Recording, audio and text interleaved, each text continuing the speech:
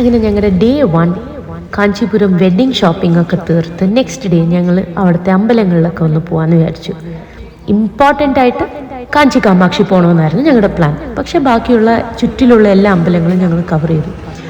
Kanchi Kamakshi was very very beautiful. നല്ല രസമായിരുന്നു അമ്പലം. ആൻഡ് ചെറിയൊരു മഴയുണ്ടായിരുന്നു. തമിഴ്നാട്ടിലെ പൊതുവത്തെ ചൂടൊന്നും ഒന്നും ഉണ്ടായിരുന്നില്ല. നല്ല തണുപ്പ്, ചെറിയൊരു മഴ. It was really good. ഞങ്ങൾ ശരിക്കും എൻജോയ് ചെയ്തു. We walked. ഞങ്ങളുടെ റൂമിൽ നിന്ന് എല്ലാ അമ്പലങ്ങളിലോട്ടും ഞങ്ങളെല്ലാവരും നടന്ന് ഓരോ അമ്പലങ്ങളായി പോയി. ഒരമ്പലത്തിൽ ഒരു ആൻറ്റി വാസ് സോ സ്വീറ്റ്.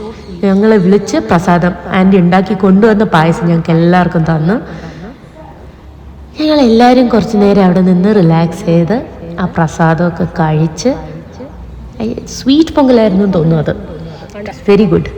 അതൊക്കെ കഴിച്ച് പിന്നെ ഞങ്ങൾ കുറച്ച് നേരം അവിടെ അമ്പലത്തിലിരുന്ന് ഒന്ന് റിലാക്സ് ചെയ്ത് പിന്നെ എൻ്റെ അനിയത്തി എൻ്റെ ഹസ്ബൻഡും കുറച്ച് ഫിറ്റ്നസ് ചെക്ക് ചെയ്യുമായിരുന്നു. അമ്പലത്തിലിരുന്ന് ഫിറ്റ്നസ് ചെക്ക്. സോ അവരതൊക്കെ ചെയ്ത് അവിടുന്ന് ഞങ്ങളൊരു ഷെയർ ഓട്ടോ എടുത്തു. കാരണം മഴയായതുകൊണ്ട് ഞങ്ങളുടെ റൂമിലോട്ട് പോകാൻ ഞങ്ങളൊരു ഷെയർ ഓട്ടോ ഒക്കെ എടുത്ത് 5 പേരും കൂടെ ഒരു ഓട്ടോയിൽ എങ്ങനെയൊക്കെയോ ഇരുന്ന് പിന്നെ റൂമിൽ പോയി ഞങ്ങളുടെ കാർ എടുത്ത് back to Bangalore. On the way ഞങ്ങളുടെ EV കാർ ഒന്ന് ചാർജ് ചെയ്യാൻ സ്റ്റോപ്പ് ചെയ്തു. അവിടെ നിന്ന് of course from Kanchipuram to Bangalore റൂട്ടിൽ ആമ്പൂർ ഉണ്ടല്ലോ. ആൻഡ് ആമ്പൂരിലെ സ്റ്റാർ ബിരിയാണി എങ്ങനെ മിസ് ചെയ്യും? So we stopped near Star Biryani in Ambur and had some delicious biryani. എല്ലാവർക്കും ബിരിയാണി ഇഷ്ടപ്പെട്ടോ എന്നൊന്നും എനിക്കറിഞ്ഞൂടാ, പക്ഷെ എനിക്ക് നല്ലതായിട്ട് ഇഷ്ടപ്പെട്ടു.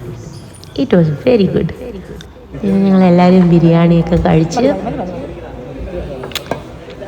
ഇലയെല്ലാം കാലിയാക്കി